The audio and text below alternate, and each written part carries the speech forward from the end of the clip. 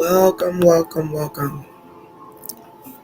Welcome to the Love Walk Approach. This is your host, Dr. Shalonda Treasure Williams Leonard, aka Apostle Shalonda Treasure, the inspirational treasure, Prophet Shalonda, Coach Treasure, all those different things. Welcome to this space. Welcome to this time. We are here to introduce, not even introduce, but to reintroduce something so ancient that it's become lost. It's been taught for many generations. It's been taught uh, beyond even the scope of what we even know. Because God is love, then love has always been. Love has always been introduced or to each generation. But for some reason, it's been lost and we're trying to get it back. So welcome to the Love Walk Approach, where we're just going to have some conversations to try to get us in the space of living in oneness and unity once again. The agenda, the mission of Christ Yahshua and many other Love Walk agents were really all the same mission. And that is to bring us all back into the understanding that God is but one. We function in this life as one together. And every part moving together makes everything what it needs to be. Welcome to this space. Go ahead and invite others. Blessing to all the love walkers entering the room. I'd ask that you share this with at least 5 people that you know personally that may not be disrupted by your invitation. Remember, we are here to love walk. We're not here to force upon others what they may not be willing to accept or receive. We want to invite those that may need to be present. In other words, there may be a message that they need to receive. I am a prophet. I am a seer. I am a coach, spiritual advisor. So there are many things that might happen here on this platform while we're just discussing, talking, having a little fun, a little silliness sometimes too. But a lot of these subjects may be a little bit tough for some of us to grasp. So that with that, be mindful of who you invite, because you don't want people to feel as if they're being superimposed upon. You don't want people to feel as if you're sending them subliminal messages to say, hey, you need to listen to this because you need to get your life together. That's not your position. And if it is, it should definitely be done with love and kindness. That's how we draw. It is very interesting how many of us have been in our religious communities for so many years. And instead of us learning how to walk in love, we've learned how to do the exact opposite because of legalism and prejudices and biases and other things. And we know, if you've been following Christ Joshua at all in the teachings that, the limited teachings that we have in the scripture, but also through other avenues, which I won't, speak on too many of those things. But if you've been following, really studying Christ Joshua, then what you will understand and see is that he came for reformation. He came for deconstruction, which is the reason why he was called a heretic, called a blasphemer, called the son of the devil, and all type of different things, because he brought an insight to his lineage, the culture that he was born into. He brought a different insight. He brought a teaching of liberty, of faith, of love, helping us to understand that, hey, it's not the law that makes or break us. The law was given so that we can understand what love was, right? If you read the 10 Commandments, or even any of the other commandments that were given to that particular culture, it was for their well-being, right? For the sake of love. Things they may not have been able to eat at the time, or things that were not clean according to their thoughts and processes, because we know that there's nothing unclean in and of itself. But, there are different things that we learn over time that are for the benefit of love. If you read those 10 commandments alone, you will see that all of those commandments were about honoring the great I am, God, which is all things, and honoring your neighbor as yourself. Don't do to them what you do not want done to you. And so it's really not as complicated as it's been made to be, but it feels complicated because there are so many different diverse views and thoughts and um, uh, old pains and traumas and issues that still linger within us. So the concept of love becomes very complicated for many. It seems blasé, type of just another word to be used. And many people have rejected the word love because it seems to be misused. But I don't present love to you as just a word. I present love to you as what God is. And so when you begin to go back and look at it from those perspectives, then things begin to shift. One thing for sure, all things work together. All things work together. And I'm not dismissing the rest of that statement, but I'm going to just use that portion today. This is Awakening the Love Self Within Part 2. If you missed Part 1, go back and listen, please. That was last week's teaching. Today, we're just going to dive in for that particular portion. All things work together.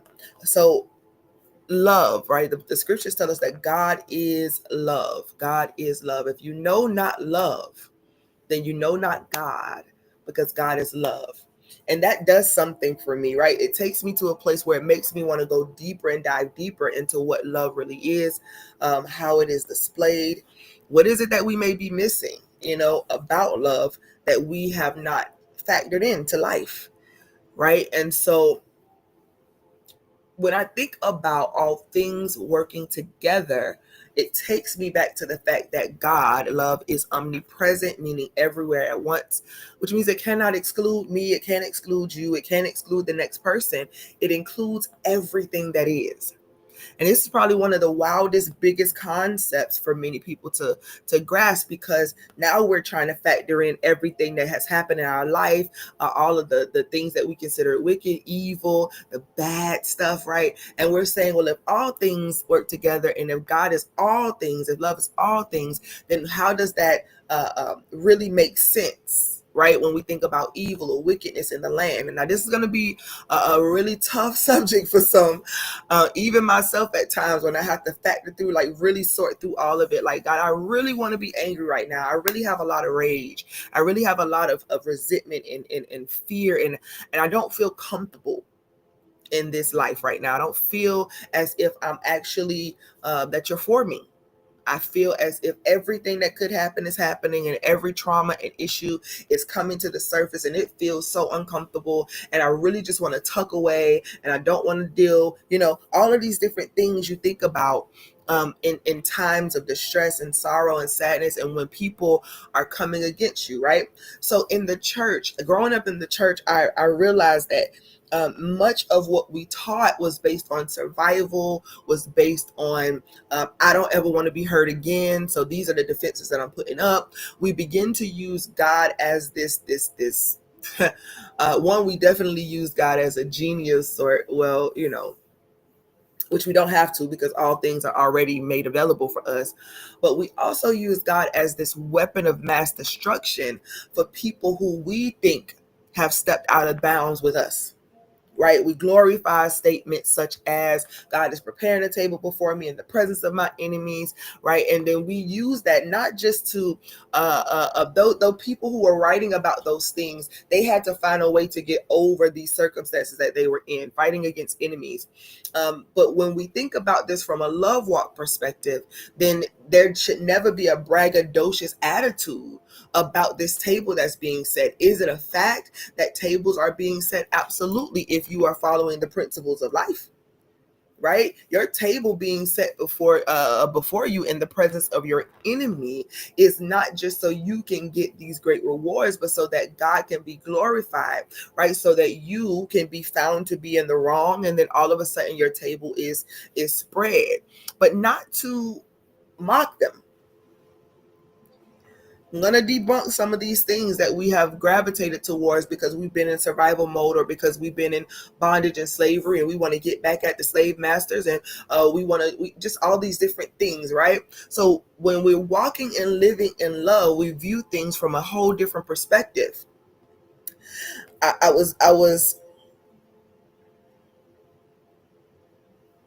well, destiny, it's all in the eye of the beholder, right? So if it's something that we're taught, and I'm gonna go ahead and say this: what would you want done unto you, right? So I had this revelation this week, and I'm gonna share. Of course, I share very transparently every time I'm talking to you, so that you can understand how I'm trying my best to navigate this system. It doesn't mean that I'm going to be perfect at it. It doesn't mean that you're going to be perfect at it, because the ultimate perfection is the fullness of love made manifest. All right. The ultimate perfection is the fullness of love made manifest. Understood. Okay. So I'll share in a second some things that I've had to navigate through this week alone. But one of the things that was said to me during that time is the same way we see others as our enemies, they see us as enemies. So everybody's seeing everybody as an enemy. And if everybody is bragging about this table being set before them in the presence of their enemies, then who really is getting the table? And what enemies are really going to be standing around watching you get your table if everybody's an enemy and everybody thinks that they are the ones that are supposed to have this table? Now, please do not misunderstand what I'm saying. There are blessings and things that are unleashed into our life as we work the principles of God. You sow, you reap, you sow. Right? You give, you get. But if you take, you get taken from. Right? So we have to begin to understand things from that perspective. And so when God said that to me, when the Holy Spirit just brought that up, I was like, wow. This is also the reason why Christ Joshua then says for us to pray and to bless. Right? Bless and pray. Right? Pray for your enemies. Pray for your enemies. Bless those that despitefully use you, or bless your enemies and pray for those who despitefully use you. Right? Because when we consider people our enemy, and we do things or say things or pray things, or or focus on things, or do these workings or whatever to dispel other people, because we're praying against our enemies, then we have to be mindful, because again, on the flip side, somebody is looking at you the same, probably praying the same prayers, probably asking for the same fate to hit you. This week has probably been one of the most exhausting weeks for me emotionally, personally for me, because I went through so many stages of feeling and emotion. Because here's another thing, God definitely has been dealing with me about emotional discipline, right?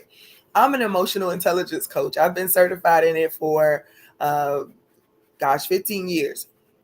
And I've studied emotional intelligence over time, kind of saying, okay, well, I get that. And I kind of already been doing that. And this probably is a place I can improve on and things like that. But one of the hardest parts about it for me is my own emotional regulation. And if you've listened to me for any length of time, then you know that back in 2013, I was diagnosed with bipolar disorder 1, bipolar 1, and ADHD. And I did not shrink back from those titles, those labels. Not because I want to be associated with the names alone, but because I saw myself in the symptoms. And that was one of the places that I started to really look at myself and say, okay, yes, I do see that impulsivity. Yes, I do see this. Yes, I do see how you can go down a rabbit hole. Yes, I do see. Most people think that ADHD just has to do with physical rambunctiousness and energy, but literally my mind doesn't stop. My mind doesn't stop. I'm always thinking about something, always getting either revelation or having really deep emotional turmoil. I'm an empath, right? And so I feel everything. So there are times when I need to isolate. So I've been doing a lot of research as to how these diagnoses and my spiritual giftings and how they all clash, my personality type, and if that has something to do with it. Ultimately, I've come to the conclusion that I am who I am has expressed me to be, and learning all of these different parts of myself is how I'm going to get to that place called perfection, right? Be perfect as your Father in heaven is perfect. Now, none of us, not giving no disclaimer. That's just it. That's what it is. Well, nevertheless, emotional regulation is difficult, but it's not impossible. So I've spent the bulk of my life trying to figure out how to stay emotionally regulated, failing often in the first parts of life.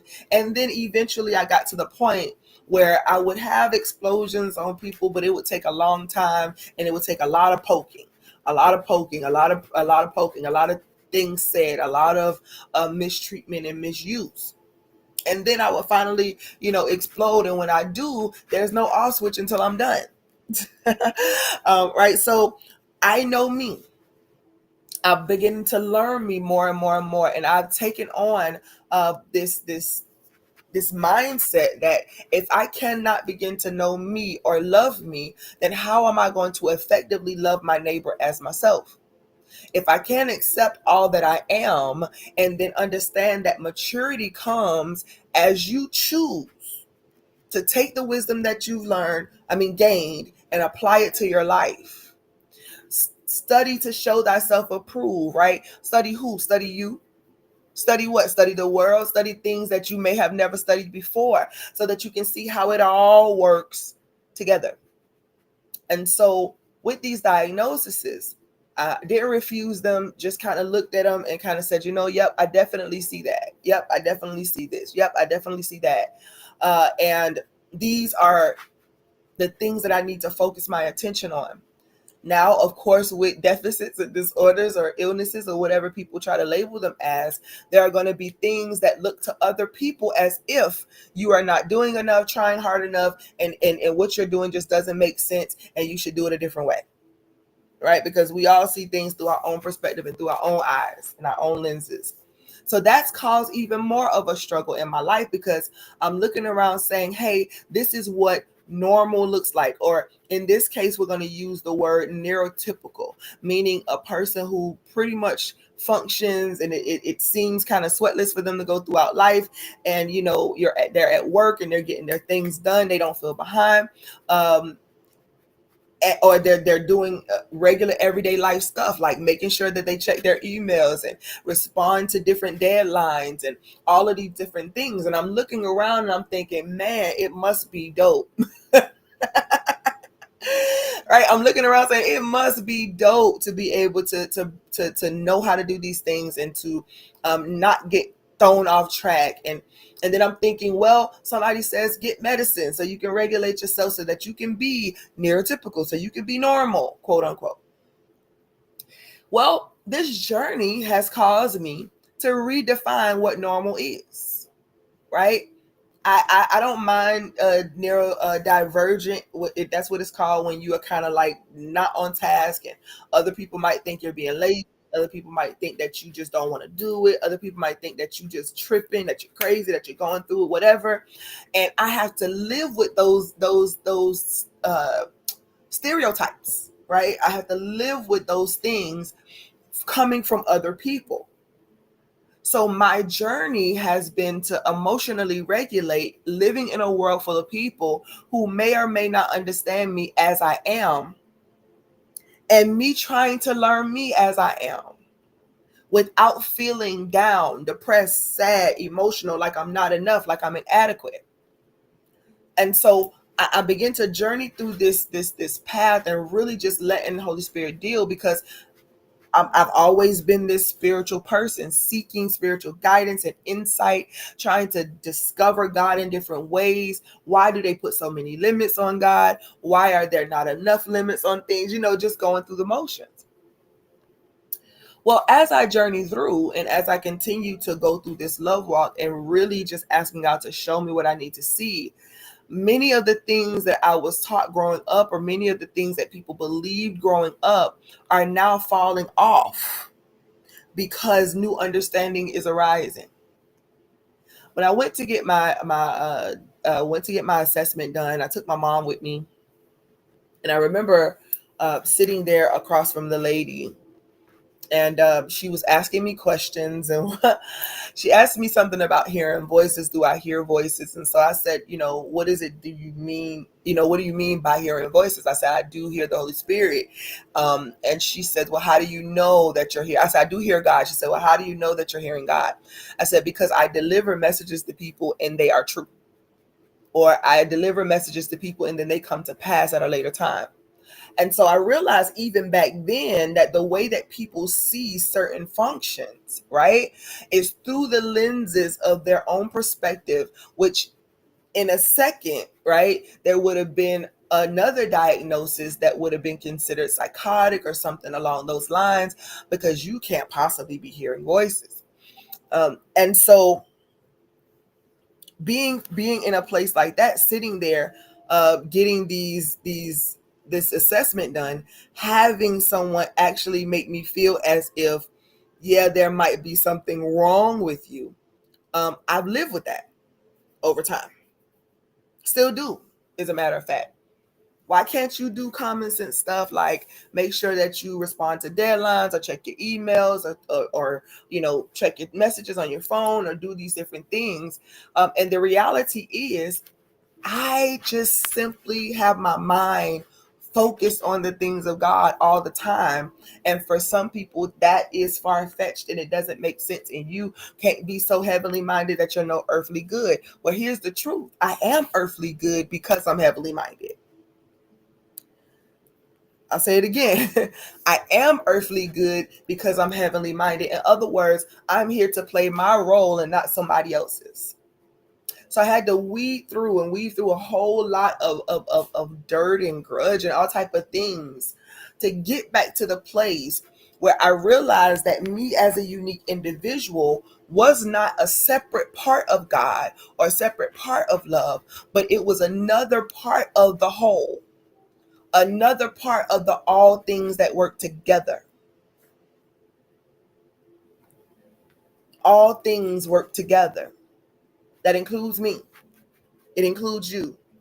It includes my what is called again neurodivergent mind, the one that doesn't see things A B C D E F G, the one that may see Z and then see A and then see C and then see G and then see I and then see. You understand? I don't see or function the way that other people do. But the one thing that could cause me to end up feeling defeated is if I do not understand that love intended for me to be exactly who I am.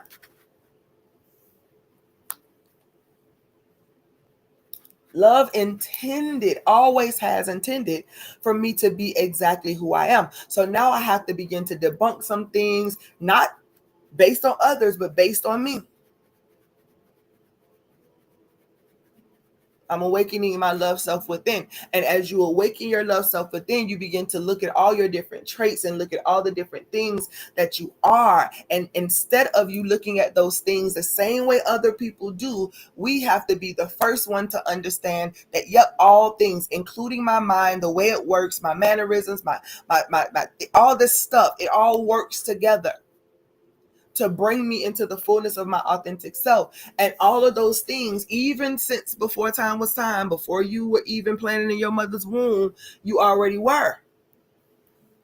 Everything that you begin to form into over time, somebody else could have got the same fate and had a whole different way of doing things, but it's your innate self that responds to everything in life. But because, again, other people may not see it from a fuzzy, warm, beautiful perspective, we begin to get down on ourselves even more than we ever have before, because now we feel like we're not enough and it's not enough. But all things work together. That includes you, that includes me, that includes even the things that we consider to be wicked, evil, or whatever the case might be. Now, Apostle, what are you saying? Are you saying that God is evil, God is wicked? I'm saying that God has made all things to be what it is. We label them as evil, wicked, or evil, or whatever, based on our understanding. But if all things work together, it's been labeled mental illness or personality disorders because someone sees it as disorder, but God never intended for you to see yourself as a disorder. God never intended for us to feel as if we were insufficient or not enough. But if we continue to be the ones to see ourselves as something that is wrong or bad or evil or wicked or whatever the case might be, then that is what's going to continue to be made manifest for us. So in this love walk approach, this is not just about how we approach others, but it's first how we approach ourselves. And so as we are awakening this love self within, what am I saying? For the kingdom of God, the kingdom of heaven is within us. So therefore, love, right, and God synonymous. It's the kingdom of love that I'm awakening on the inside of me. It is the presence of love that I'm coming into identity with. So if all things work together, then I must begin to understand what that means from the scope and the lenses of love. Love has no discrimination. God is no respecter of persons. Thus, love is no respecter of persons. There are no biases. There are no prejudices. These are things that we gather because we are individual, unique reflections with our own ideas, with our own thoughts, with our own personality traits, with our own gifts, with our own talents, but it still all works together. You've heard me say it before. You got the heart, you got the lungs, you got the kidneys, you got the eyes, you got the eyelashes, you got the nose, you even got nose hairs, right? You got appendix, you got things that takes up and absorbs the poisons. We go to the bathroom, right? We have bowel movements to release toxins and different things out of our bodies. It's a natural flow of things, but not a person is going to stand there and say to you that they just want, well, I ain't going to say that because I don't know, everybody got a thing. But most people are not going to sit around and sit and look in the toilet at the waste all day. As a matter of fact, you want to flush it as quick as possible, especially if you have an odor with it. You're not going to want to sit there and look at the waste or anything. But if you do not go to the restroom, if you do not have a bowel movement, then you get blocked up on the inside. And then sickness and illness and things begin to happen within your body because the waste must come out. It is a natural process. It may stink, but it is a natural process. It belongs in the all things working together. We have eyelashes. Some people don't have long eyelashes, but eyelashes they have a purpose. Almost like it's trying to guard certain debris and things from dropping down into your eyes. Nose hairs, they're not comfortable, but it's like almost something that's trying to filter out the things that's trying to make its way in. If your nose hairs are tickled, then most of the time you're going to either sneeze or you're going to blow your nose or something because there's an indication that some foreign invader is trying to get into our system. We blow our noses, we got snot and all type of things coming out, right? Because those are things that are toxic or things that are trying to come out of our bodies so that we are not sick. You have your foot and you have your ankle. You have your toes. All of these different things all working together. Even if it doesn't make sense to us, even if it doesn't smell the best, even if it doesn't feel great. Pain doesn't feel great to most people, but if we did not have pain indicators on our body, we would not even know whether we were bleeding out. We wouldn't know whether we had infection. Wouldn't know whether we had to go to doctors. So it all works together. Well, let's talk about this thing called evil or wickedness or whatever we want to talk about in the scope of love. Why is it necessary? Why is it possible? Opposition is what builds us.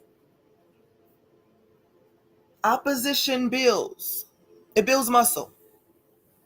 If you're a weightlifter If you've ever lifted weights, then you know there has to be some type of opposition. You're pushing against something in order to build your muscles. So when we think about evil, when we think about wickedness, when we think about all of these different things, the traumas that have been caused by somebody else's lack of maturity at the time, or their personality types, things that they've said, things that they've done, people who have no filter, it comes out however they want it to come out. And then we look at the situations and we feel like a victim when, truth be told, you are already equipped to overcome these things. It just doesn't feel like it, because we're dealing with what we call opposition. Well, what has to happen then? Yep, your trauma is opposition. Something you have to push against to build your muscles so that you can overcome it. Right? And so we have all these things. Job said it like this. And this is one, I think, probably, man, so many years ago, probably over 20 years ago, when I first really read this and was like, man, when Job started going through everything that he was going through, and his friends came, and first they just sat there with him, in support and kind of looking at him like, man, you really going through it? And then all of a sudden they begin to accuse, or not even accuse, but just say, hey, well, you must have did this, or maybe you did this, or maybe you did that. And they might have been well-intentioned to try to get him to see something that you may have done you need to correct, so that God can lift this awful torture and punishment off of you. But according to the Bible story, this was an intentional assignment. In other words, when God called the sons together, Satan was among them because he was still a son with an assignment. Anybody ever pay attention to the fact that it said, and he was among them? God asked, what are you doing? He said, I'm going to and fro, seeking whom I can devour. Not in that story did God say, hey, why would you be doing that? Don't you dare do that to them. He says, well, have you tried my servant Job? Have you tried my servant Job? In other words, God gave this thing we call enemy, Satan, Lucifer, all these negative connotations that we put towards it, because that's the way we've been programmed to think, right? And we look at the situation and we say, well, this Satan, and we rebuke you and we bind you and all of that. Yeah, we're not really understanding yet what it really means. And so God says, have you tried my servant? It was an intentional situation where all things were working together to do what? To help to prove Job even more so. He was already righteous and upright, according to the scripture. Already doing things the best way he knew how, to stay in the confines of what he considered the law, because the law was what they had. And they were doing their best to follow each law according to what it was. And that was their way of having their righteousness, or seeking righteousness, or being righteous. So I'm being righteous and I'm being upstanding and I'm doing what I need to do. I'm being just. In other words, because righteousness is fairness, it's justice. I'm doing all of these things to be righteous and just and to do what it is that God wants me to do. And then, bam, here comes this assignment on my life. And the friends come, and of course, their first thought, like I said, was to say what he didn't do or what he did do to cause it. And then you begin to think about, hey, what did I do in my lifetime? What seed did I sow that brought all of this on, right? We're thinking all of these different thoughts. But Job said something profound, and this is that revelation. This is that one statement that had me stuck for a good minute. Like, he said, should I take what is good at the hand of God and not what is bad at the hand of God? And then it says, with his tongue, with his mouth, he did not lie with that statement. So if he did not lie with that statement, now we label things good or bad, and of course it's written the way that we talk and the way that we think. But if good and bad both come, this is what he was saying, both of these come from the same source. There's absolutely no way that there's a separate source. So if this is happening to me, then God must be allowing it or have orchestrated it in order for this to be the case. Not so that it can kill me, but so that it can prove me. Prove that my heart is going to stay intact, even when all of these things are happening. We're looking from the love walk approach now, right? Because God is love. So you can say it, we can looking at it from the God approach if you want to, but the love walk approach or the God walk approach, it has a whole different viewpoint about life and why things are happening. I told y'all a little while ago, this past week has been probably one of the most exhausting for me emotionally, right? My personal emotions. See, I can deal with everybody else's emotions and I can counsel through some things and I can give spiritual insight through some things. It strengthens me. It builds me up. It's a part of who I am authentically. So literally I can snap out of everything I'm going through to be present for others because it's just kind of the way I function. It's not because I'm trying to overshadow my pain, but it's a part of who I naturally am. But for myself personally, I had to feel what I was feeling. I had to cry a lot. I had to face the fact that, girl, yep, that is rage you feeling. I had to talk myself through some things. I had to say, I've even said, I'm like, God knew I didn't need a car right now. Our car broke down a few months ago. So a little while ago. So we've been without a ride. And of course, it gets to be a little strenuous on the pocket because my husband has to Uber to work or find a ride or something like that. And so it seems like it's kind of productive. The more when you get the money is gone on the rise and then you're still trying to figure out how to get your bills and stuff paid. But here's that all things work together, y'all. I really said, God, you knew I didn't need a car. You love me so much that you foresaw that if I had a car, that I would have went and did something so off. Like just listen, y'all. I'm telling y'all, it was so much rage and anger built up in me from this particular message that I received, that everything in me, all my bells, all my energy, all my everything was going off. I told y'all I love because I can. It's a practice, honey. But there are times when things disrupt my heart so much and I can't believe it. I'm like, man, is this really possible that this is being said to me? Is this really possible that this thing is happening right now? And you go within yourself and you're thinking, God, what did I do to deserve such and such? Right. And so you go through all the questions. And then if you're talking to your friends or you're confiding in your counselors or whatever, you may hear things that make you feel like, you know what, I don't really want to hear this right now. Because you're so resistant and you got your walls up and everything. I had to sort through it and it was exhausting. But I had to go back to this love walk approach. God knew I didn't need a car because I would have made an impulsive decision. Let's go back to my diagnoses. Yeah. A part of bipolar disorder and even ADHD is that impulsivity. They cross there. The irritability, they cross there. Right. And so if I go back to my impulsive nature, here's what I'm telling y'all. I didn't reject the labels because I saw myself in those labels. That was a part in the place where I can go back and say, you know what? Yep, I see that. Let me do what I can do to change that.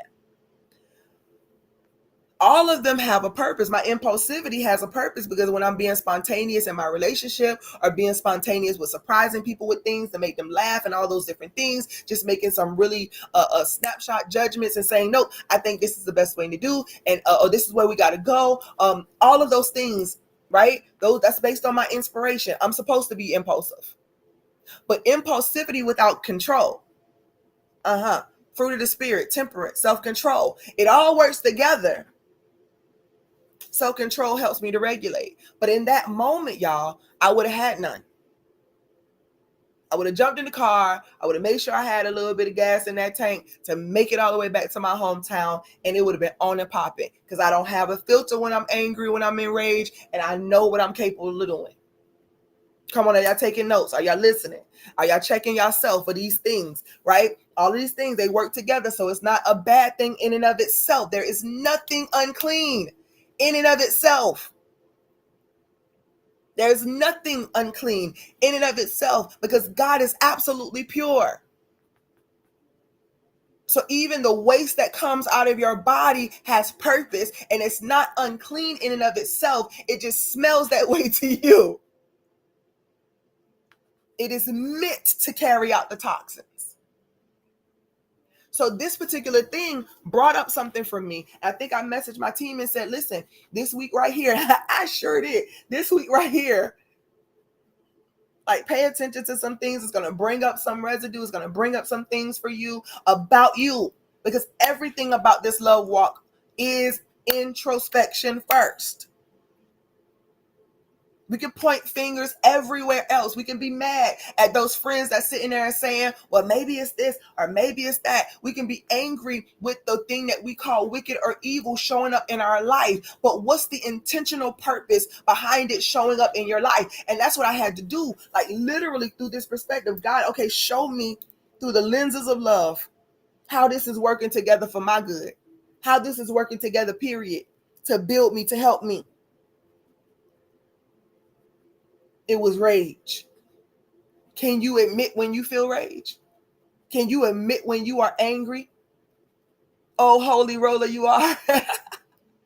Can you admit when you are allowing the pressures and the weight of the world to overtake you? Now, Job went through so much, y'all, to the point of illness, boils all over the body. I can only imagine. And y'all, and it's crazy enough, I literally have boils show up on my body randomly. Yeah. And those who know me know I'm telling the truth. Right now, I have scars underneath my arms because I've had so many since I was about 11 or 12 years old. I've been breaking out in boils on my body. And so when they burst, they leave a scar because it's a hole so big that it ends up, so it releases the impurities when the hole is there, when it's burst open, but it leaves a scar.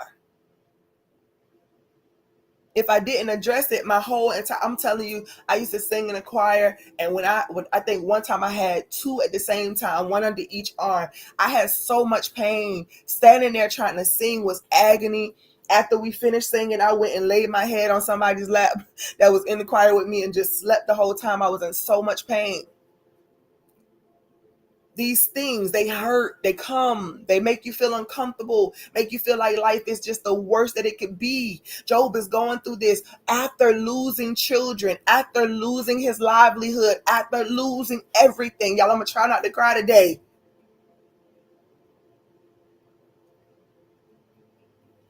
After losing everything, then going into sickness, and then you got your peoples who, at first they came to sit with you to be supportive, but they trying to rationalize things in their mind as to why you're going through it, because nobody understands what all things working together really means. Nobody understands that, yes, he was right when he said it. That which is good from the hand of God, that which is bad at the hand of God, it all comes from the great I am. And there is a purpose behind it. So as you are awakening that love self within you, God is going to reveal things like that. Love is going to reveal things like that. No, I have a purpose for that. I have a purpose for that. It may not make sense, but this is the cycle of life. I've created it to be so. We don't like death. Right? We don't want to lose our loved ones. We don't want to lose anything. We don't want to die to self either. So therefore, the concept of all things working together, the concept of what Job said about, what is good at the hand of God and what is bad at the hand of God. We don't understand the concept of what Joseph, my God help us today. We don't understand the concept of what Joseph said to his brothers when he said, what you meant for evil, God meant for good. He did not say God made it good. He said God meant it for good. And if he did say God made it good, it would have been talking about the creation of it. Not that he changed it. It wasn't changed. It was intentional. Somebody type that in the chat if you are following me today. All things work together. It's intentional. If you have not shared this with somebody on your page yet already, we are here over on YouTube on the Love Walk Outreach Global TV page. And we're also over there on Facebook on the Love Walk Outreach Global page. Welcome to those of you who are jumping on. This is your host, Dr. Shalonda Treasure Williams Lennar, aka Apostle Shalonda. I am the visionary of Love Walk Outreach Global. And this is our podcast, The Love Walk Approach. Share this with someone if it's making sense to you at all, or if it's helping you to understand the season that you're in this life. It all works together. It all works together. And I'll go a little step further. For good.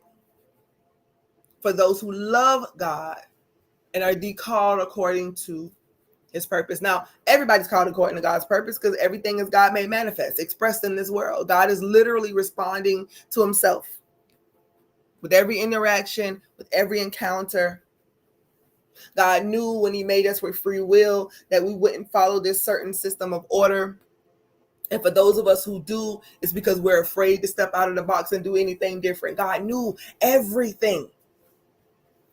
The great source of all. Can I go ahead and be a little bit more honest with y'all? We see on such a limited perspective. The reason why we have all these opinions and thoughts is because we're really just trying to see and discover who God really is. But you can't do that without giving all glory to the source of all. And that the source of all literally means that everything has its place. So when we're thinking about this, when we're awakening the love self within, what we're saying is, I choose to see things through a different set of eyes. So all things working for good, that definitely would be based on how you interpret it all. Do you love God? Do you really understand what loving God means? Do you really understand that that means accepting and taking everything in as it is? We all have free will. That may not be a good thing for those who have been affected by that free will of somebody else, right? The free will of another individual may look like them taking them traumas and not healing and then doing something to you or to your family or somebody that really just wrecks your whole life for a minute. Then you want God to renege on the free will. Until someone's trying to control your narrative and control your life, then you want free will to be very alive and active. Again, nothing unclean in and of itself. I told y'all before, it's not the practice, but it's the heart behind the practice. Not the thing that you do. It's the heart behind what you are doing. It all works together for good for those that love God and who are called according to his purpose. So even if the ones who are called according to his purpose don't recognize that they're called to a higher purpose or calling, it's still going to work out for their good, whatever that may be. Thank you for those of you who are partnering with us today. I really, really, truly appreciate it. There are great needs in my life right now, y'all. Can I be really, really, really honest? This is one of those seasons that make you feel like you just want to tuck and hide away so you don't get to show all your vulnerabilities. But I told y'all I refuse to do that. I refuse to do that in the season. So if you pour into this vision, this ministry, into me as a prophet, I am absolutely grateful that you get to see what it is that God is doing through me. Prayerfully, it's impacting your life in a great way. And you can take it, use it, apply it so that your growth in this love walk, you can see it, you can feel it, you can measure it in some way, shape, or form. So thank you so much, Destiny. Thank you, Nadia, for pouring into us today. Yep, what that heart looked like. Yeah, I might have to take that on tour or something. But but it's the truth. What is your motive behind what you got going on? Do you see things as Job did? Do you see things as Joseph did? Can I go a step further? Joseph actually, when he first saw his brothers, kind of ran away. You know, at first I know that little anger and that resentment came up, that fear of them came up. He might even wanted to brag and say, "Look at the table that's been set before me, enemy." Right? He might have wanted to did all of that, and then he went and he went through these motions with them, and he set the brother up so that he would get caught and he could stay with him and all that. He went through his own little scheme, almost a get back of sort, until he couldn't take it no more, emotionally breaking down and saying, "It's me, the one that you, in your pain and trauma," because I'll go back to the brothers. I mean, you might not want to hear it, but y'all excuse me today. I'll go back to the brothers because we talk a lot. We talk a lot of smack about his brothers. But the reality is that most of us live with that same mindset right now. It's the reason why we are willing and have sabotaged other people so that we can win. It's the same reason why we have manipulated systems and done things so that we can win.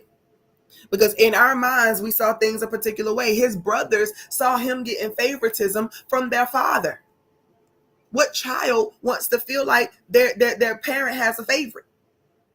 Right? Nobody wants to feel like that. And so then you begin to do these things to the other siblings or whatever, because you're angry at them because they are getting some type of favor, because you don't recognize that there's something about them. It doesn't mean that you are not beneficial. The brothers didn't recognize that they were already beneficial. They already had everything that they needed from their father. Joseph just had a different assignment. So what seemed and felt like favoritism was really God's way of setting Joseph apart so that he can get to that place in second command with Pharaoh. He just had a different purpose. So Joseph finally had a moment, and then when he revealed himself, yes, he felt pain. Yes, he remembered the pain of being thrown away by his own brothers. Yes, he remembers how it felt to be thrown into that pit and then accused by Potiphar's wife and thrown into a prison. But he also used his giftings in that prison that led to someone else going to Pharaoh and telling him what he told him so that Joseph can end up getting that favor. Listen to me today, y'all. It may not seem that it's all working together, but it is all working together because love is but one. Why do we have to go through pain for it to be that way? Why can't it just be all peaches and cream and roses and beautiful sounds and smells and parties and happiness and laughter and all of that? We got to get there, y'all. That's the new heaven and the new earth. But you are going to have to stand up within yourself from a love perspective and say, you know what? Yes, all things work together for good. But what I know is the principles work. So I can become the very thing that hurt me, or I can triumph over it. I can stand in the truth of what I believe, that God is all things. So all things work together for my good. I expect the end from me that is not to harm me. But I can't look at life through a bunch of selfish lenses. When all of it works, that means your well-being works together. Their well-being works together. The traumas and the issues and the circumstances, it all works together to create in you and make you to be or to see yourself as you were intended to be seen.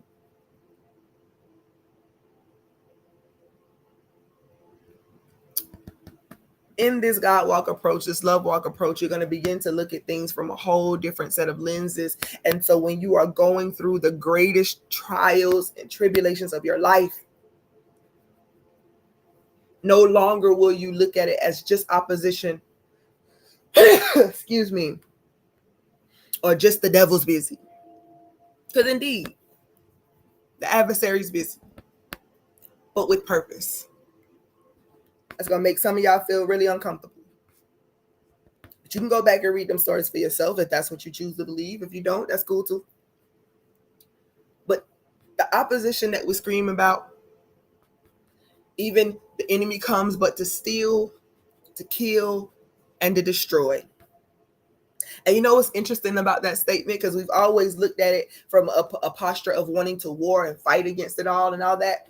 But maybe, just maybe, I want you to take this into consideration, because that's how I had to look at it this week. If all things work together,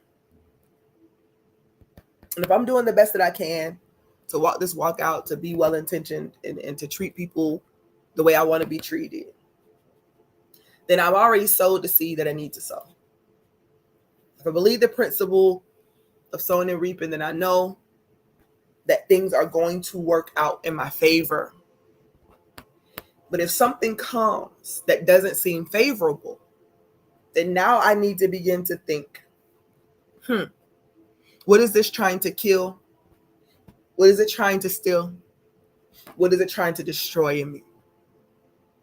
Some of you may not want to hear this, but sometimes the adversary comes to expose what's in you, what's in the heart of you. So it seems like opposition, when in actuality, it's meant to show you that you were meant to be a leader. Or it might show you that you are better when you are serving others. But you've been fighting against servitude for so long because somebody made it seem like serving others was a bad thing. Except it's the thing that brings you the most joy. You want to give, you want to pour, you want to do all those things. And it's not because you're trying to cover up something else. It's because it's naturally who you are. And then here comes the opposition. You're trying to go and do this managerial positions and you're trying to be in these different things because people keep saying you're not doing enough. And then all of a sudden here comes this opposition and you're like, man, this is not what it is that I'm supposed to be doing. You feel that opposition because you've been going the wrong direction. I'm flowing prophetically right now, y'all, if y'all didn't know it. You're literally fighting to stay a boss or stay a manager or stay an entrepreneur when in actuality, everything in you just wants to serve. You don't mind working for somebody else. You don't mind helping their vision come to fruition. Now, some of y'all may do that as an entrepreneur, but some of y'all just okay. Hey, somebody got to work somebody else's program. Because if everybody is the one that's starting the businesses, then who are the employees? Who's helping the engine to run? And so you've been fighting against being who you are for so long to the point that you are not identifying with the truth of who you are. So here comes opposition. Here comes that adversarial conversation. The thing that's trying to pull out of you who you are and literally kill off who you're not. Y'all can say, well, dang. If it's something that you have never heard before, if it's something that you didn't see like that before, if it just totally is like, whoa. But if all things work together for good, and if God is no respecter of persons, and literally God is the creator and expresser of all things, then I have to be able to see it the way that God sees it and not just the way that I want to. Jesus was walking with Peter and the disciples, and he was telling them about what was about to happen. And Peter is like, no, that ain't happening. You are not going to go through that. That is not it. Well intentions, right? But even in well intentions, Christ Joshua says, get thee behind me, Satan.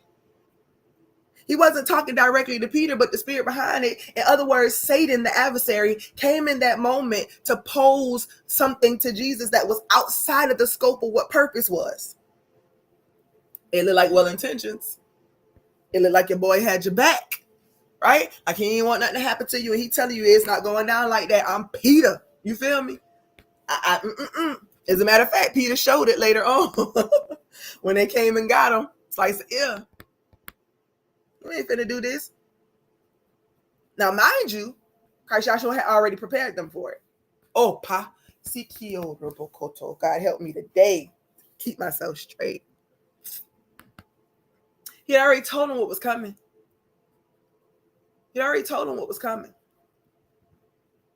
See, I told my team that this season of my life was coming. Not because I needed anybody to try to prevent it from happening, but to make them well aware that it was happening. Christ Joshua said the same thing to the disciples. Look, they're going to try to hang you. They're going to try to do this. They're going to try to do that. They're going to bring you before the courts. He prepared them for what was coming, not because it was going to stop it from coming, but because he needed them to be positioned to know that this is what's about to go down. So he had done said it to Peter them. They already knew it was coming, but even in the moment that it happened, Peter still had a reaction. So in that moment, he was acting as an adversary. All right? The spirit of the adversary was acting through Peter. In that moment, when he tried to refute the purpose of Christ Joshua, when the moment came for him to go to his destiny, he cut an ear off because he's trying to do love as he thought love should be. God help us today. But love allows, because all things work together.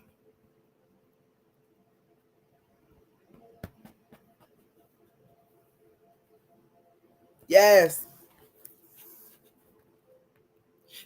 And when your heart is not in alignment with the fullness of what love is, again, we're awakening to our love self. What does that mean? That means that you got to be able to see that all things working together does not mean that everything is going to feel amazing. It means that things have to happen along the way in order for us to come into the fullness of who that is and what that is and what it looks like. What is it that the adversary is sent into your life to kill? To destroy? What is it that needs to come up and out of you? I told y'all this week, that rage, it was really heavy in me. I hadn't felt rage like that in such a long time. Now, mind you, if you know anything about my story, you already know the type of stuff that I've been through, the things that I tell y'all my stuff because, hey, I'm a 0 to 100 girl. My emotions are not well controlled, have not been well controlled over my lifetime. So what people get from me now is a person who has tried her best to do the work and still chooses to do the work every single day. I told my armor bearers, I'm like, listen, y'all just get to see me in process. These are things I normally go through behind the scenes, in my cave, behind the wall, where I'm protected, where people cannot mock me for my vulnerabilities, but you get to see the process. But it's my everyday decision.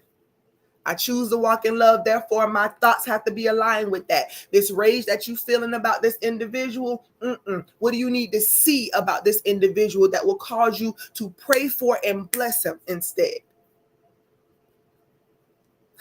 What do you need to see in that young lady that you're going to have to really process all the way through so that you are there to support and not feel no other type of way about it? I'm telling y'all, you have to walk through what is it? How is this all working together? Let me go a step further. What is it that I may not, what is it that I may be trying to do in my well intention that makes me the enemy? Oh, y'all swallow that for a minute. Oh, God help us today. What am I doing? What Peter thing is rising up in me? What could a person look at me and say, "Get thee behind me, Satan"? What could they see in me that makes me their enemy and their adversary with my well-intentioned love? Could it be that everything that's happening is happening because of the well intentions, and God needs to shake things up a little bit so that the other person and the other people can experience life on their own, to develop their own faith? So, oh, baby, you can be agitated. You can feel this rage right now, but I need you to go all the way within yourself and tell me how this is working together for good, because you love me and you're called according to my purpose. So if you do that, nothing is working against you. It's all working for you. So if you sit here with this rage in the pit of your heart, you will not be free enough to enjoy everything that you have envisioned. I am supposed to travel the globe to teach a message of how we can bring unity back into this space. How the same message that Christ Joshua taught and other love walk agents, to say, look, we are supposed to be unified, not divided. There is no separation. We are one. How do you function if you know that everything is but one? Well, what is coming to steal, kill, and destroy in your life? Well, and Joshua was led into the wilderness by the Holy Spirit. 40 days, 40 nights of fasting, getting prepared for this task, this journey. And right before you go into your task and your journey, you got to be tempted of the adversary. All things work together. So the problem is not the adversary. The problem is that you may not know how to handle these situations. Therefore, you are kind of bucking and flaring your arms, and kicking and screaming and crying and having a holy fit, because this is not supposed to be happening to me. God, why is this happening to me? Because all things work together.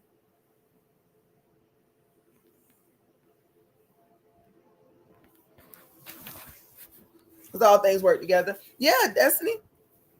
Yeah, no, yeah. Peter loved Jesus in his own way, because we get this misconception. I'm going to ride for you no matter what. And it's true. Do so. Definitely be present for those that you love the best way you know how. But when you start to awaken as love within yourself, then you then can see things through a different set of lenses. In other words, this may not be something that I want for you. I may not want to see you bump into the wall. I may not want to see you walk into the ditch. I may not want to see you. Listen to me today, y'all. Y'all, please hear my heart on this. I may not want you to die. But who am I to speak against that which is purpose for your life? And so therefore, love has to cause me to have more discernment. Is this for your good? Well, if you was Job's friends, you probably would have saw it the same way that they did. They took Job through a process, and he might have needed it. He might have needed the heart check at that time. Who knows? But the intention of what was happening with Job, what was really going on with Job, they didn't fully understand, because they were there as the scholar, they were there as this physician, they were there as, you know, his friends of valor and education and all these different things, and so they thought they had the answer from a logical perspective. Love has logic in it, but it is not logical. It's strategic though. Love is intentional. So even the thing that we feel like is the worst experience that we could be going through, what is the enemy or the inner me or the adversary or Satan or Lucifer or the devil or whatever you want to call them, what is it that God is using it for? There's nothing outside of God's control. God chooses to give us free will. He could be the puppet master around here.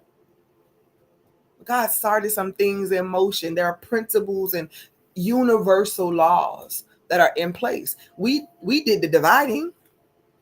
Even that has purpose in its own right, but I won't go into that today. But our personalities, our ideas, our differences, but it still all works together. The very thing we may look at as wicked may be a part of this sowing and reaping, right? Consequences may have to come for certain actions.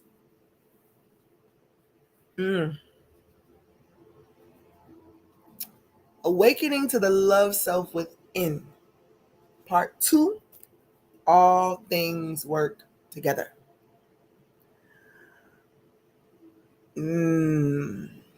Let's go ahead and get in position so we can take some deep breaths, y'all. Don't get ourselves centered, because sometimes these messages can be really, really tough to take in. I don't want to think about how this is going to be good, that's going to be good, this is going to be bad, that's going to be bad. I don't want to see it. A lot of times when I know and I can sense it when something's coming, I have dreams, I have visions. Again, I'm an empath, so that means I can feel the frequencies of the earth, knowing that something is about to go down. That doesn't make me better than anybody else. That's just a part of my giftings and my talents and my abilities, all right? But I can sense it, because my purpose in this life, the true essence of who I am, is to be able to take these things in, interpret them the way that God has given it to me, and to then give it back to you so that you can understand it in a different way. He gifted me to be able to see beyond sight, to see past the barriers that people put up, the walls that people put up. That's just a part of my gift. But can I tell you that it also comes with a lot of stress and a lot of weight and a lot of things? And whereas other people, they could just let it roll off of their back, some people may think, well, you just too emotional. No, I'm emotional as I need to be, so I can feel what I need to feel and relay the message that I need to relay. But when the temperance comes in, self-control, that's my job. These are your giftings. These are your talents. These are your abilities. But I need you to control those emotions so that nothing can control you. Greater is he that's within you. Kingdom of God within me. And he that's in the world. What does that mean? Concepts, ideas, adversarial things. Doesn't mean that the adversary wasn't intended, because again, wouldn't be here if it wasn't. But I'm greater than the opposition. This entire walk is for me to rise up within myself, so that whatever it is that's being killed off, that's being destroyed, I'm able to recognize, hey, that's me. That strife came from here. Somebody shared something with me the other day about something that I did that hurt them. And I definitely knew that it wasn't the intention to hurt them. Me speaking from my own feelings, from my own emotions, made them feel some type of way. All I can say is, I respect that, and please forgive me. I can't make a person interpret anything the way that I want them to. I just have to be able to be willing to check my heart too and say, you know what? I yield to that. We submit to one another in love. And so I may not understand your full purpose, but I'm not here to be an adversary to it. Can I go this step further before we breathe? Check yourself to see if you are the adversary being used. And if you are, check your heart. Why is it that I want this for this person? Why is it that I'm trying to stop them from being this or doing that? Introspection. Can you be used as an adversary? Is your heart tainted with the venom, the trauma, the issues, the circumstances of life? Can the enemy enter you to be an adversary to someone else? Are you their enemy that the table is going to be prepared before them in front of? I had to ask myself all those questions in order to dispel the wickedness or the darkness of rage, the very thing that could have sent me into a situation that would have not only gotten me in trouble, but got somebody hurt real bad. I had the ideologies, I had the thoughts. I mentioned it a couple of times and said, look, this is how I'm feeling. I feel like I could do this. I feel like I could do that. And then after I got those feelings out of my mouth, I had to go within my heart to sort all of that out. Everything works together for my good, even the anger. My response is the strategy to overcome, to make it for my good. Process of heart purification. Absolutely. That's that fire coming to purify, to make it pure. Valuable. You're already valuable. But now you get to discover that value as the purification happens. All things work together. Can you overcome the anger? Can you overcome the rage? The temptations that Christ Joshua had in the wilderness were on purpose and intentional. I told y'all I'm going to do a series, and you're going to be able to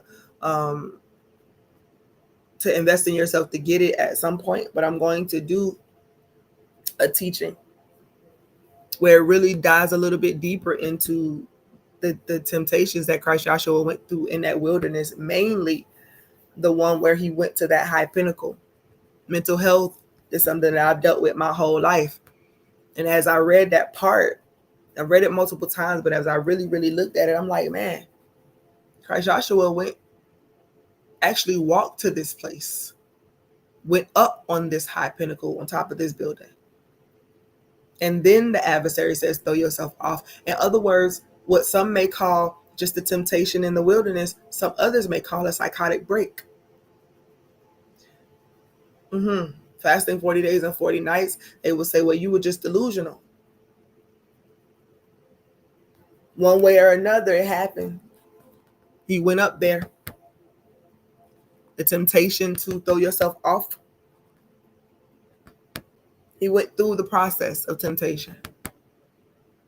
I said that to say this to somebody. Your mental health, you can overcome. You can make it healthy again. That soul work must happen. Now, I know that many people do not want to go within to look at themselves and say, and have to admit to anything and be honest. But this is the process that we have to go through. All things working together. We can go back and look at our circumstances and situations, and we may see what other people have done to us. And I'm just the coach and the spiritual leader that's going to take us all the way back through it all. Right? So we can see ourselves and see others. So we can know what we're going to do from this point forward. Because listen, if you want liberty, it's going to require honesty. A lot of things, even when it comes to exposure and all that other stuff, that they don't have to be exposed by others. If you go ahead and unlock it and expose it within yourself and begin to turn away from a thing and then do something different, being transformed by the renewing of your mind. I don't know if you got the memo yet, y'all, but this is way past religious traditions. We use our religious traditions to help keep us in self-control, to keep us in love, to keep us walking according to the Spirit. We learn from it, we gain information from it, but religion itself is division. I think I'm right, you think you're right. Love is universal. Faith is individual. And so we take these deep breaths right now. I want you to breathe in everything that is love, everything that is God, everything that is light, everything that is peace, everything that is understanding. Your shalom is your business. And you're going to tend to your business today. You're going to say no to the adversary. You're going to be reminded that, yep, this may be happening in my life right now, but I know my heart. I know what I've been attempting to do. I know what seeds that I've sown. And therefore, I expect a harvest of that which is good, because I'm going to attempt to continue to walk that way. I'm not going to try to prohibit anybody from going forward. That's why I work with people who are really going through pain and trauma. So when we get together and we're connected, I don't want them to leave no more than they want me to leave their lives. But I understand, and I'm wise enough to understand that I may just so happen to be just a pit stop in their life, so they can get refueled, refreshed, and then they may have to move forward. Who am I to keep them from going to the place that they need to be? With my children, one of the hardest lessons, just really understanding it, no matter what age they are. Some things happen, some pain comes because we have well intentions, but their purpose is bigger than us, beyond what we can even think. And so the releasing and the letting go, letting them make choices, or letting them tell you, hey, this is what I want to do. That's the way they're going to find out who they are. That's the way they're going to live, by faith and not by sight. But if they're doing it based on us and how we want things to be done, literally, we can't live vicariously through our children. They are different people. They have different things that they must do. Now, you can establish your own boundaries. Let them know what you're willing to participate in and what you're not. And if this is something that you believe that you're supposed to do, let's figure out how we can get you to go do it. Love allows. So we're going to take these deep breaths, and I want you to just take in everything that you received today. Some of you may have to go back and listen to this again. And please make sure you share it with somebody that may need to hear it. If you have not already ordered your copy of Love as the Master Healer, that QR code is there. Audio version of it is available. Audio version of What If God Is All of Us is available. If you are not already a Love Walk Vision partner with us, please do consider it.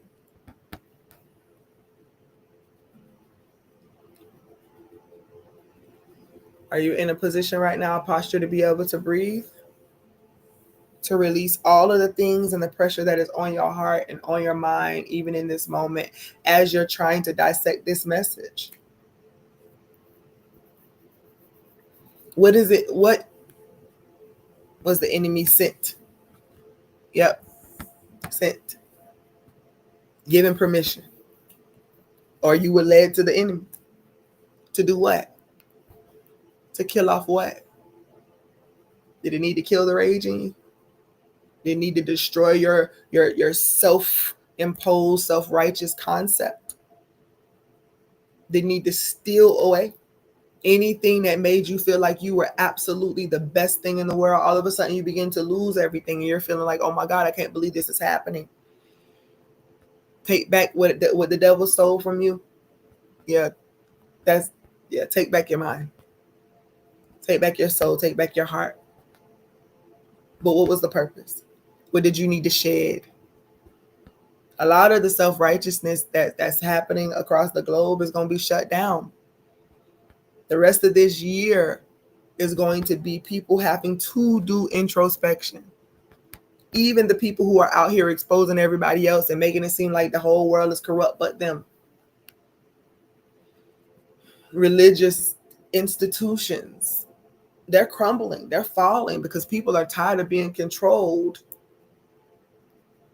But don't forget the principles that help you stay balanced and keep this world intact. Take the meat, leave the bones. Come on, y'all. Let's get ready to take these deep breaths. Remember, you're breathing in love. Love is all that there is. God is all that there is. And God is love. All things work together. All things work together. See, people try to claim that message, oh, who love God and call according to his purpose. And we try to take that and own that as if we really understand what it means to love God. We're still learning. Because when we start separating and we start looking at other people as if they are not a part of the greater whole and we think we're better than them, that we still not have yet learned how to love God with all of ourselves. Jesus said it, love the Lord your God with all that you are. And that's a paraphrase. But love your neighbor as yourself. These two commands, they're like each other. And it's what everything is hangs on. So do we really know how to love God if we don't love everything that God is? All that is in existence. We're not learning how to live in harmony with all of it. We're trying to destroy it. So we're willing to be the adversary. Think on these things. Come on, let's do it.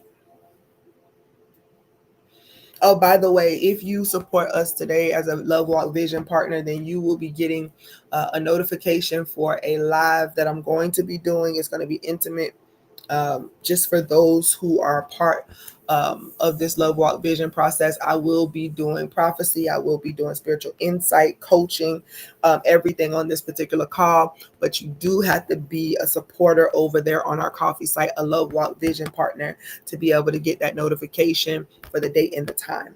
All right. So that's an invitation for you. Let's go ahead and take these. So for those of you who do not know, we take these 3 deep breaths. It's cleansing breaths. It's breaths to say, God, I accept and I receive the message. I'm going to dissect it. God, help me to be cleansed of anything that is not helping me to move forward in this, but anything that's causing me to be stagnant. And you want to breathe in love, light, and joy, and peace, and all those things, and breathe out all the toxins that is purified. On the 3rd breath, we hold it. We hold it not just so we can be, do some technique, because that is technique. But we also do it here because we want to be grateful for that breath. It reminds us of what it means to be cut off from breath. And so when we release that breath slowly, we are just in straight gratitude for the fact that we have another opportunity. That breath means there's an opportunity still there. And then at the end of that breath, when you let it all out, I want you to make an affirmation for yourself, something that is based on your intentions of how you want to grow. But don't say it in the future tense, say it in the present tense. I am whole. I am healthy. I am wealthy. I am of a sound mind. I am simply grateful for life and all the possibilities, whatever works for you on a personal. So let's take that first deep breath in. You take it all the way in, and when you release it, you let all the air out, as if you're trying to get all of the toxins, all of that energy out. Take that deep breath in.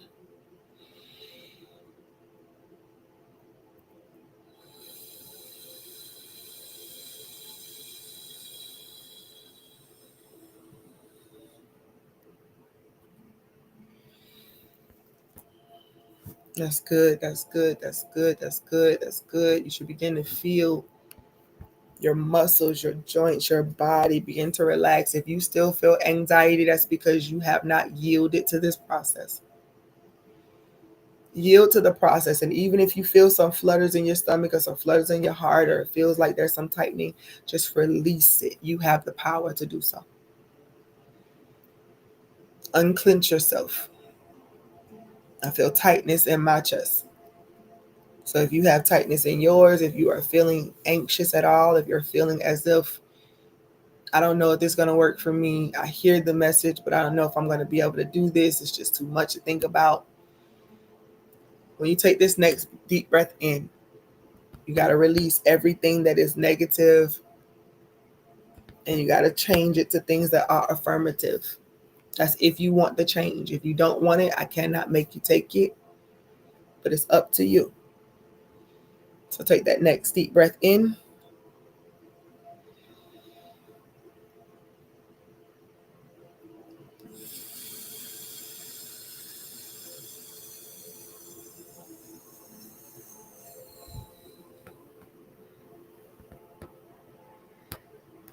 Let yourself slouch for a minute. Let your shoulders drop. Let your head drop. Whatever you need to do. Just be. Just be. I speak to that sadness that's hanging in the air. That feeling of worthlessness. That feeling of inadequacy. That feeling of this is just too much. It's too hard. And it's causing a sadness. It's almost like you have this defeat in you. And it's hard to stand. I send you strength now. I send you strength now. I send you strength now. I send you strength now.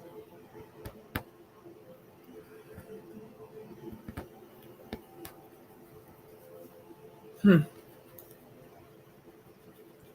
going to take this third deep breath in. Remember, we're going to hold it until you are ready to release it. And when you do release it, do so as slow as possible. Valuing the very breath that you breathe. And don't forget to make your affirmation at the end. Make sure you do it filled up with all this love and light and peace and joy and happiness and possibilities. The possibilities are endless, literally. Let's take this deep breath in.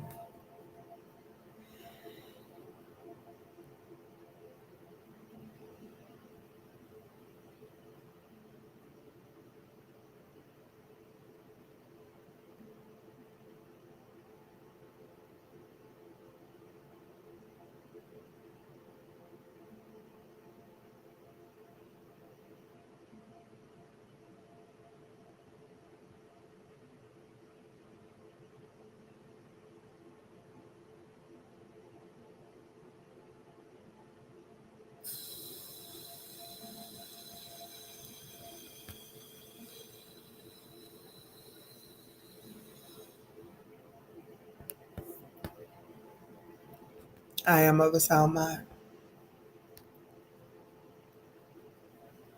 I am of a sound mind. My heart is full of peace.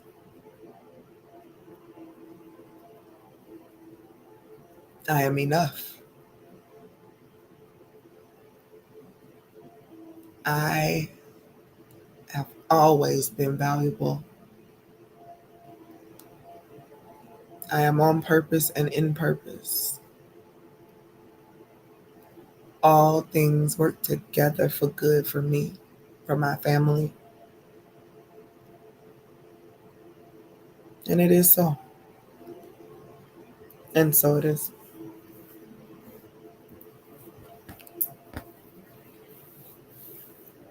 Before we go, I want you to put in the chat what valuable thing are you taking away with you today that you are going to meditate on for the rest of this day and even the rest of this week until we meet again.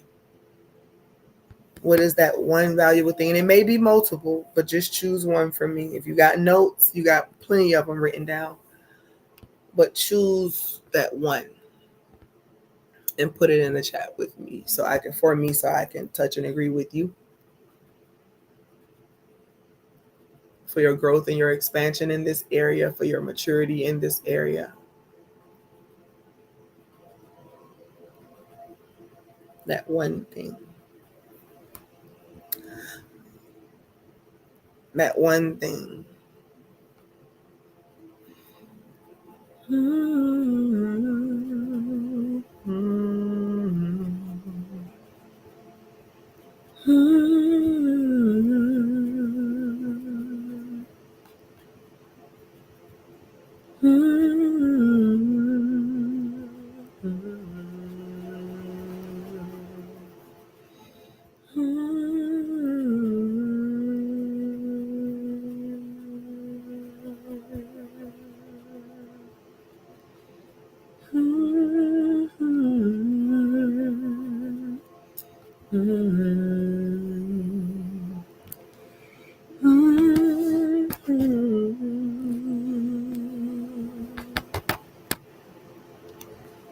God, we thank you for every Love Walk Vision partner. We thank you for every individual that comes in and out of this space to receive. We thank you. We thank you. We thank you.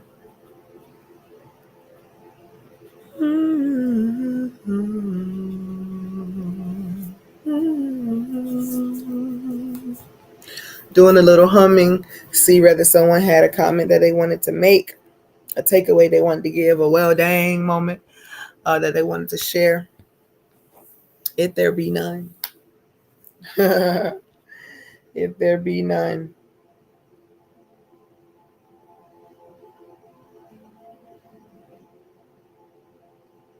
If there be none.